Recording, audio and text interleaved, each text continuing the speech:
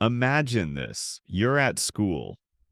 Your teacher looks at you and says, in front of the whole class, this child will never amount to anything.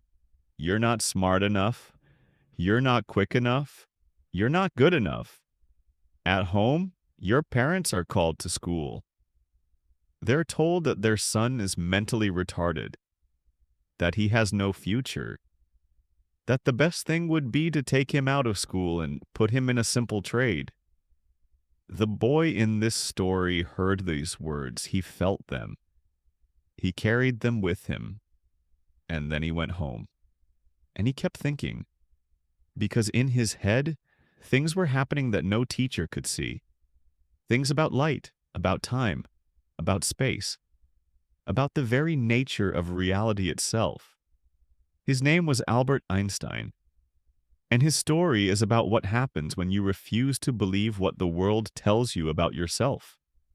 When you choose to listen to the voice inside, instead of the noise from outside. Ulm, Germany, March 14th, 1879. Albert Einstein is born into a middle-class Jewish family. His father Hermann is an engineer. His mother Pauline is a pianist, a cultured family. Warm, full of music and conversation. But little Albert is strange. He doesn't speak until he is 3 years old.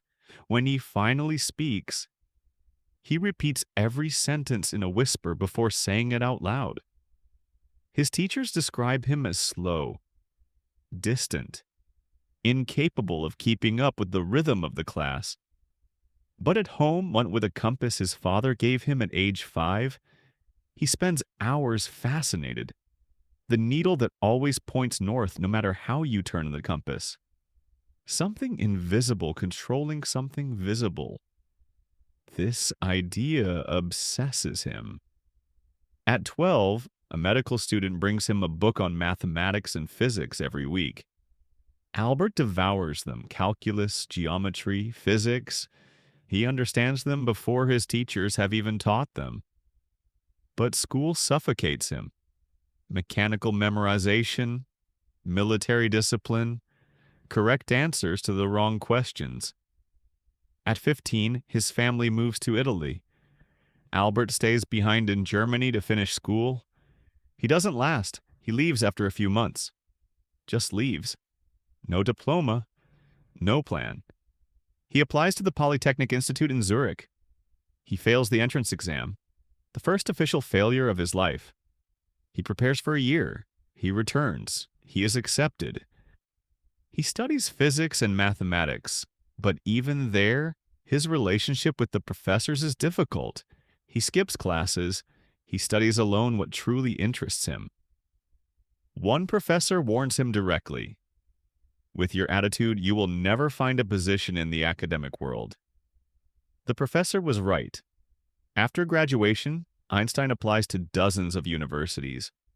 Every single one rejects him. He applies to high schools as a teacher. Rejected. He applies for an assistant position to a professor. Rejected. In the end, a friend helps him land a modest job at the patent office in Bern. He evaluates patent applications. 8 hours a day, 6 days a week. Everyone in his life thought Einstein had failed, that his promise had been wasted. Einstein didn't believe that. At the office, he would finish his work quickly and hide his calculation papers in the drawer of his desk whenever the boss approached. At home, in the evenings, he continued to think, to calculate, to daydream about the problems that obsessed him.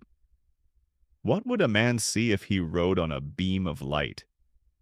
This question, first asked at 16, had haunted him for an entire decade, and in 1905, an anonymous clerk at the patent office in Bern publishes 4 scientific papers.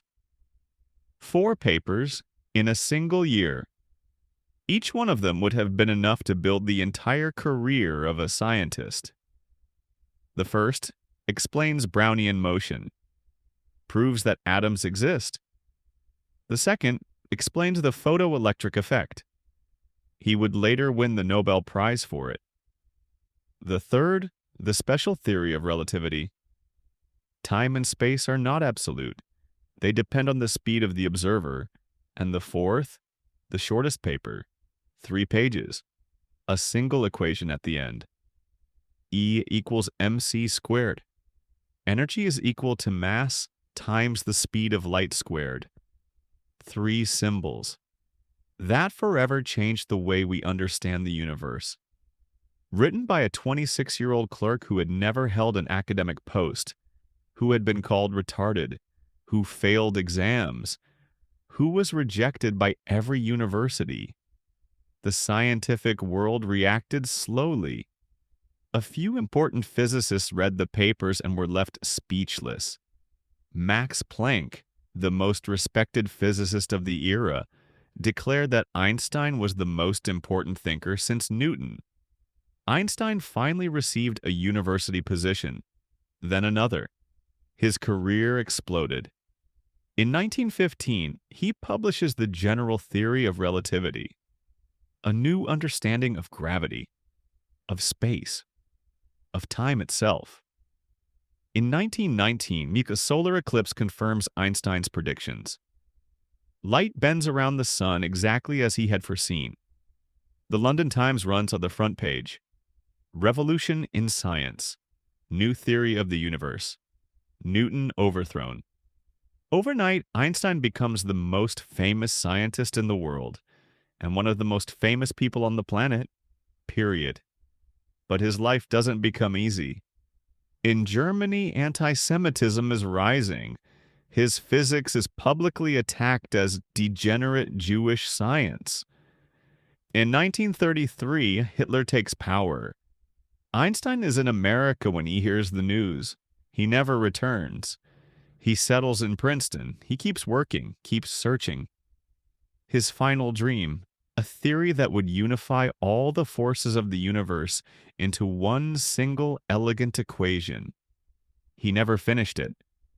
He died in 1955 with papers full of calculations on his nightstand, still searching, until his very last breath. On April 18, 1955, Albert Einstein dies in Princeton. He was 76 years old. He asked for no public funeral, to be cremated, no place of pilgrimage. He wanted his work to matter, not monuments, and his work matters more than ever. The GPS in your phone works only because engineers apply the corrections from Einstein's theory of relativity. Nuclear energy, the laser, solar panels, semiconductors. All of them carry inside them the equations of a child who was called retarded. And now I want to stop and speak directly to you. Think about what you just heard. A child who was told he would never amount to anything. A young man rejected by every university. An anonymous clerk who hid his calculations in his desk drawer. And in that drawer, hidden under the patent files, was the theory that changed physics forever. Einstein didn't wait for the world's permission to think. He didn't wait for a university post to discover. He didn't wait for recognition to continue. He simply thought, every single day, with everything he had. And now I ask you, what are you hiding in the drawer of your own desk? What idea are you carrying inside you that you haven't shown anyone because you're afraid the world will reject it? What thought comes to you at night that during the day you ignore because it feels too big, too strange, or too far from who you are right now? Einstein was called retarded, and he changed humanity's understanding of the universe. The words others say about you do not define what you are capable of. Never. The only thing that matters is what you continue to do in silence, when no one is watching, when no one is encouraging you, when the drawer is the only witness. If this story touched something inside you, send it to someone who needs it today. Albert Einstein hid his calculations in a drawer, and he changed the world. Now it's your turn. See you soon.